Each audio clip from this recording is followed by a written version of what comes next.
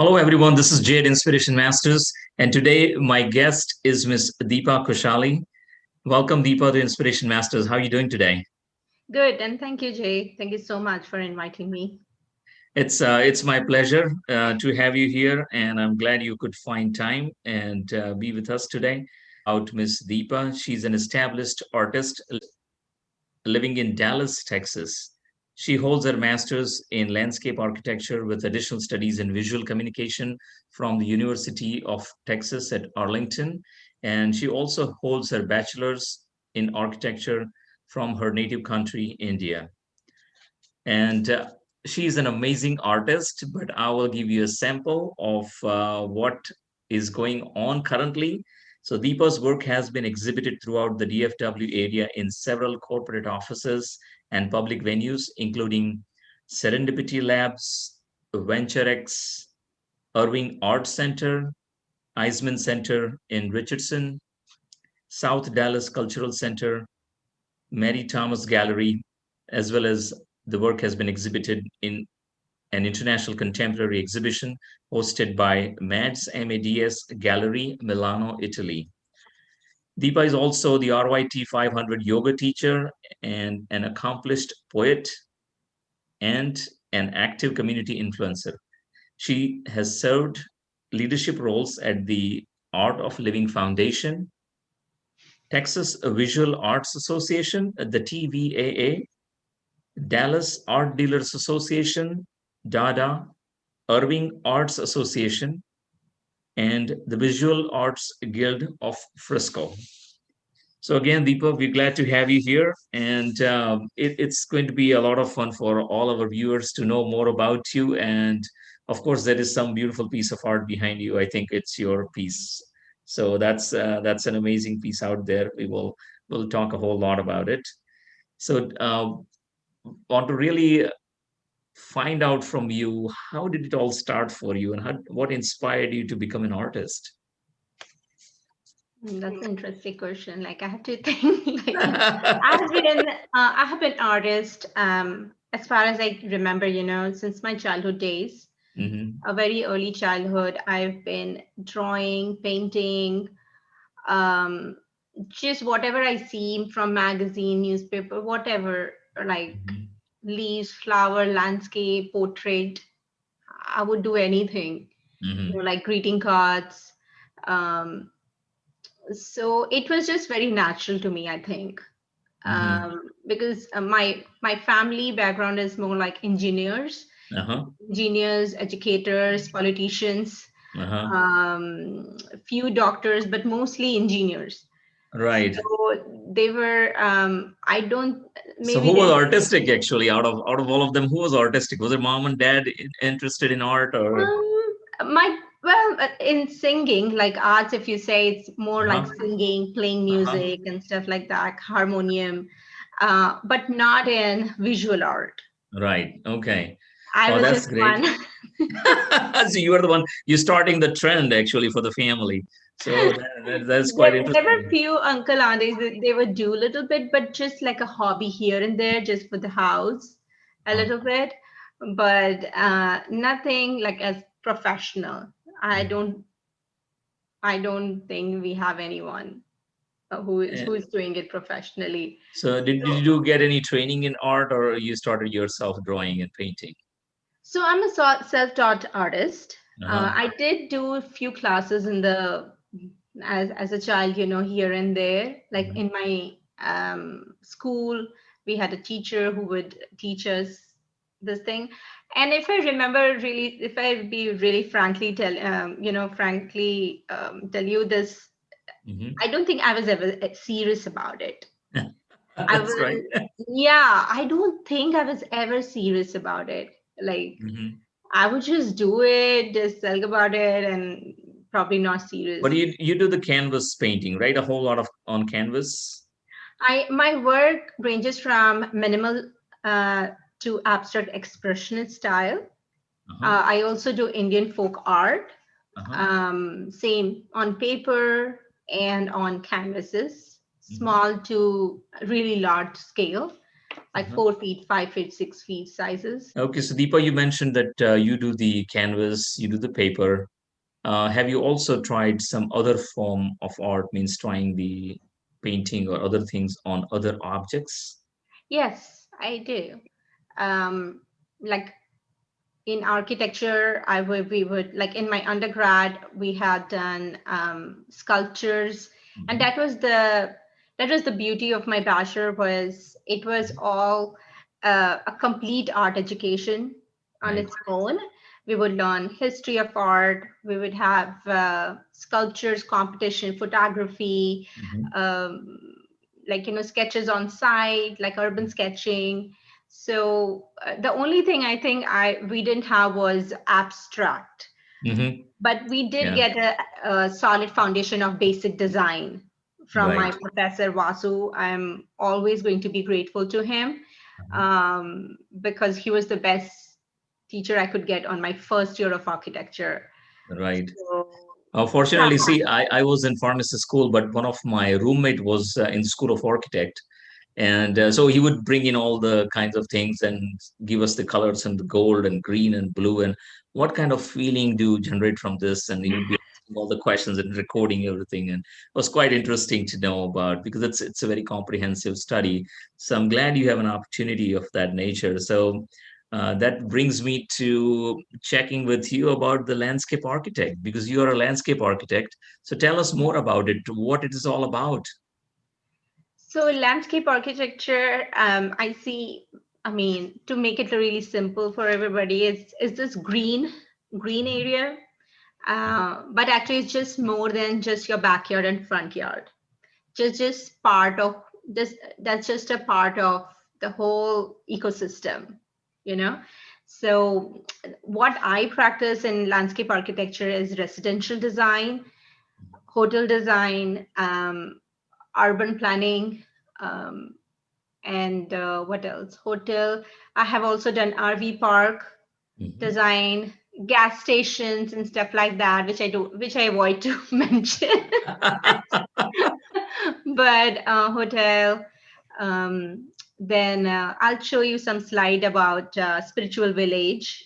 Wow, interesting. That's great. And you own a business in landscaping, right? You also own a landscape architect business too. Yes, Yeah. yes, Okay. that was a decision I had to make when I decided to do two professions. It was a Uh-huh. very interesting decision.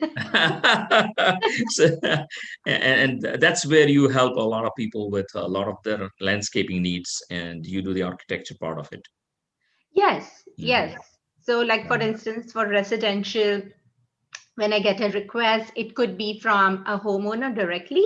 It Uh-huh. could be also from the contractor or the Yeah. civil engineer or Right. architect, Hmm. who are representing the main client.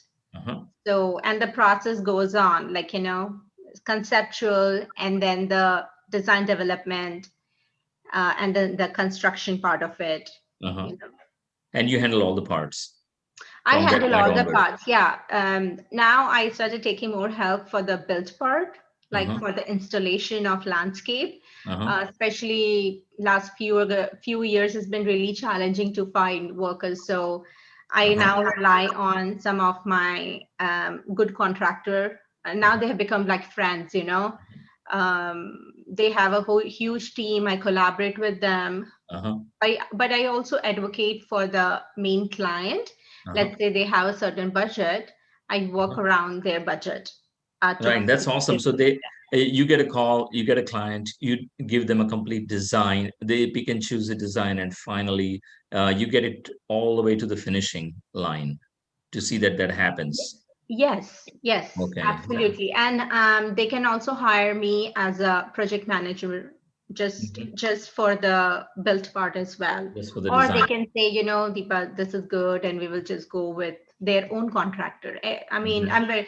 my business plan is very flexible in that sense, Right. whatever works for them. So if they just need the design, you provide a design. If they need the entire thing, you provide the entire group Yes, of and services. just to mention this, I also provide 3D visualization so they can actually visualize Oh, wow, that's how interesting. their work How it's going is to look going to like. be. I can, Wow. yeah, like animate also if they want, or just still images of certain areas. Like for Uh-huh. instance, outdoor kitchen arbor or a pergola or a Hmm. fountain design. Right. Um, or I also do a big scale, but just to give you an idea on like Hmm. mostly homeowners, Uh-huh. pool design. It Yeah, it's can, completely around the pole design, so you complete prepare it, yes, and they can see in 3 dimension how it looks like. yeah, That and that is plants awesome. and plants as well. Like how, like I would say 90% of what I show is going to, you will get exact. Wow, that's awesome. That is good to know. And the other thing is that you also teach art, right? You Yes. also teach art. So what kind of art forms do you teach, and what would be the age group, and how do you teach them? I teach my students age range from 4 year to adult. There's no limit, uh, and all forms of art. So I teach abstract art, design, landscape paintings, still life painting, um, like art inspired by certain artists, from my masters. Mhm. So my lesson plans are made. They are made to actually show them more in the art, like how this artist has inspired, so they can see how these master has inspired by this certain style and why they are doing what they're doing. So their background, and that's very important for me. I don't want the kids to be just like just to know the technique. Right. um, I always tell kids like it's the hand will move, like that's like you No, will. that is so true. The understanding, because the art, the real value of art. We had a fun time. Was talking to. I mean, one of my mentor was talking about this thing, and when he went into Steve Wynn's office and they see this $35 million painting, and he said, "Hey, you'd really pay $35 million for that? If you give me a couple of $100, some paint and canvas, I can do it." And he says, "No, this is the original art piece. That's why it costs so much." So the story behind the art is equally important. What's the inspiration and why the story is, and that's how the real value of the art comes out. And as you know that you heard about Beeple selling his art for $69 million recently, the NFTs. That was an outstanding thing, because that's behind what is the story behind it. The 5,000 day art piece he sold for like $69 million at Christie's auction, or I believe it's Christie or Sotheby's, one of those auction Yeah, did that auction for 69 million, and they were expecting like $1 million. So imagine the behind the story. I like that you mentioned that they need to know the story behind the art, just not just painting or art. yeah, the So, creative part, the value is, it's interesting how these things work out. It's a totally different business, and I'm right. still learning every day. So it's always the same thing. Like I'm thinking that whenever you see that paintings are into millions, but actual when you see the cost of it, it's canvas and colors, right? The basic value, but the story behind it, it's the real value behind. Actually, it's the value, like, it's interesting. Like, I sell art in person, through gallery, through many different venues online. And it's so interesting that one person might say this painting is, oh, it's not, you did not market to, it's very low priced. Right. And someone else will say, oh, it's really high priced. Hmm. So it's the value based determined by the That's viewer. right. Yeah. And also the artist brand, and I'm working on That it. is right. I mean, the beauty is in the art of the beholder. That's what it Yes, says. Beauty lies in the art of in the eyes of the beholder. yes. So you just everyone will have a different take on it, and it's very obvious. And branding, of course, is it's a big deal after all of these. And so you've been doing so many things. So what is it that's something which is close to your heart, which you like the most? I love doing abstract art. I Mhm. love doing abstract art. At the same time, it gives me, so whatever I'm doing, I can say, I love all three. Being an educator, I love, um, and also so being an educator, I feel it's my duty to pass on Mhm. what I know, and that's one. But I also learn so much from kids and even adults. Yeah. We do discussion, we do different things, and it's interesting how the concepts comes to life. Right. So it's a Right. kind of hard this thing question for me, because it's like I can't pick and choose. Otherwise, I would have done it by now. That's right. Yeah, I always think, why am I doing this to myself? But landscape, when the client's vision comes to life, that's very enriching. That sparkle in their eyes when they see, wow, Yes. that's very fulfilling to me. And that's the main part behind the art, where you have something coming out of nothing. You just have, if you imagine it's a blank piece of canvas, and then you have a little bit of paint, but then there was nothing, and now there is something which is high value. And the So that is beauty is really, that can evoke emotion. yes, That that can is also correct. evoke an emotion. Depends who is looking at it, who has painted it, what they have painted it, what the intention was. That's right. And then the explanation behind it, because whatever you have behind you, I don't even know what it means actually, unless you explain it. There, oh, this is this one, and that's the key part of an art.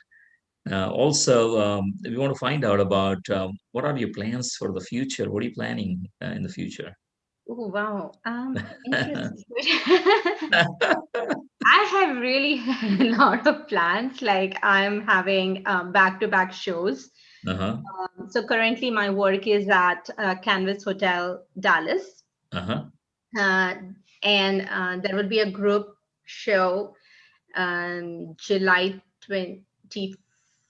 No, sorry, June 24th. There will Uh-huh. be a three women artists show will be there, and there will be an art reception.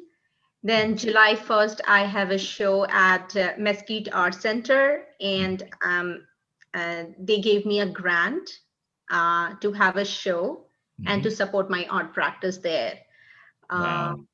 so I'm the one of the honorary grant recipient for That's summer. congratulations. That's awesome. Thank Sounds you. great. Yeah. So and then there's a lot, like like I keep going. So every couple of weekends I have like urban artist market in um, June second or third weekend.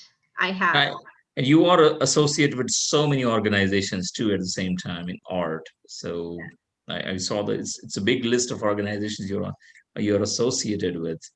So one more question comes to my mind is there are so many upcoming artists and a lot of people. I think I might be having even a book here.